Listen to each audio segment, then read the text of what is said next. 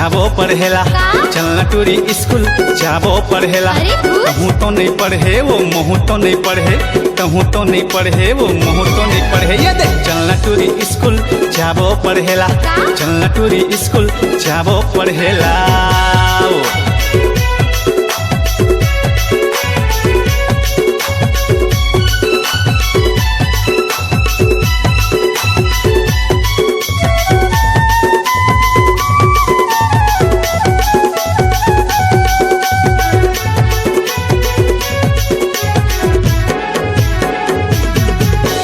दोनों जने एक के ठन साइकिल में जाबो, आधा बीच में जाके वो फोटो खिंचवाबो।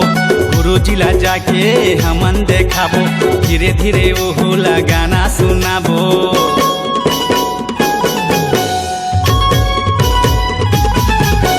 दोनों जने एक के ठन साइकिल में जाबो, आधा बीच में जाके वो फोटो खिंचवाबो। गुरुजी ला जाके हमन देखाबो, धीरे धीरे वो होला गाना सुनाबो। सुनाबो ये वो ललिता तोर बारिम पापिता जाओती। चलना टूरी स्कूल जाबो पढ़ेला। चलना टूरी स्कूल जाबो पढ़ेला।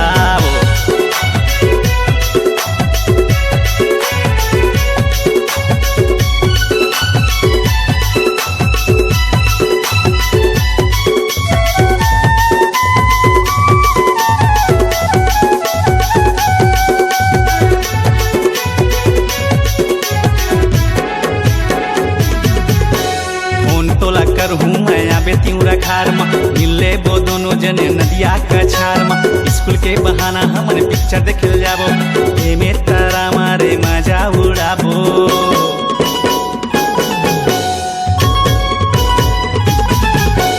फोन तोला कर हूँ मैं आबे तिउरा खार में, मिले बो दोनों जने नदिया कछार में। स्कूल के बहाना हमने पिक्चर देखे जाबो, एमे तारा मारे मजा उड़ाबो। पिक्चर देखबो डुबका बना ले मोला हत्तरी करिया। चलना टूरी स्कूल जाबो पढ़ेला। चलना टूरी स्कूल जाबो पढ़ेला।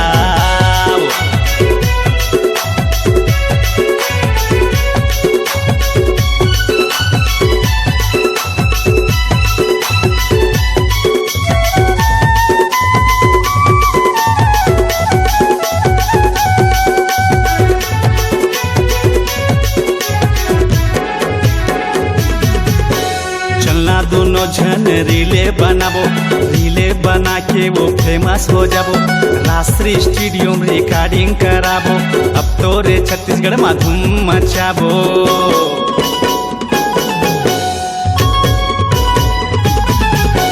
चलना दोनों जन रीले बनाबो, रीले बना के वो फेमस हो जाबो। राष्ट्रीय स्टूडियो में रिकॉर्डिंग कराबो, अब तो रे छत्तीसगढ़ में धूम मचाबो। बहुत मस्ती खोर हंस रे। कैसे पढ़ाई में मजा आगे नहीं भागोती। चलना टूरी स्कूल जाबो पढ़ेला। चलना टूरी स्कूल जाबो पढ़ेला। कहूँ तो नहीं पढ़े वो महू तो नहीं पढ़े, कहूँ तो नहीं पढ़े वो महू तो नहीं पढ़े। ये देख चलना टूरी स्कूल जाबो पढ़ेला। चलना टूरी स्कूल जाबो पढ़ेला। चलना टूरी स्कूल जाबो पढ़ेला। चलना टूरी स्कूल जाबो पढ़ेला। चलना टूरी स्कूल जाबो पढ़ेला।